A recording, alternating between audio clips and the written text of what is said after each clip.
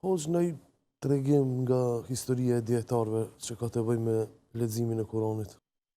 Ka qenë në Kairo një Halil, e ka pas emrin. Halil, ne i thojmë shkurt. Po. Ai ka qenë mjeshtri Hasrave. Hasra. E thonë edhe ju Hasra? Në për xhami. Në për xhamia që kanë unë? Po. I kanë thonë Halil Hasra. Edhe i ka frekuentuar shumë xhamit. Ku ka po ndonjë xhami se mungon ndonjë hasër, ka shkuar e ka ndreq, me thonë nga buxheti i vet, e ka quan ata, vetëm mos me lon shprast, bamis ka qenë në drejtim. Edhe një ditë po e shani ëndër, e kishte mbjell një pregëll, një rrush të shtëpia. Vinë njerëzit hanë në rrush, shkojnë, nuk harxhohet. Edhe një ditë po e shani ëndër. Kishte shku te një hoxh, thotë, "Abe jam të e pa një ëndër." Disa herë po më përsëritet. Çfarë ëndre?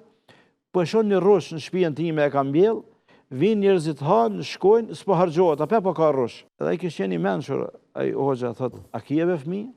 E kam një djalë, thotë, 2 vjet i ka emrin.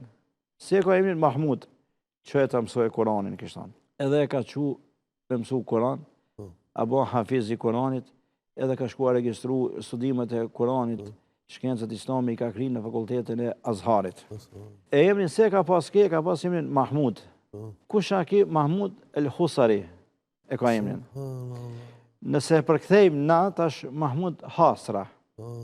Mahmud Hasra. E çka karakteristikë për këtë? I pari i cili e ka incizu Kuranin studio komplet është Husaria. Husari, po.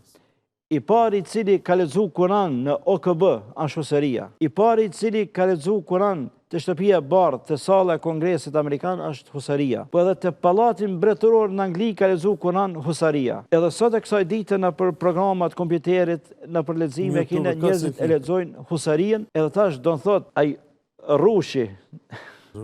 Po ham hala pi ati rrushit pi Husarijës. Kjo është ka njerëzit të cilët lexojnë Kuran.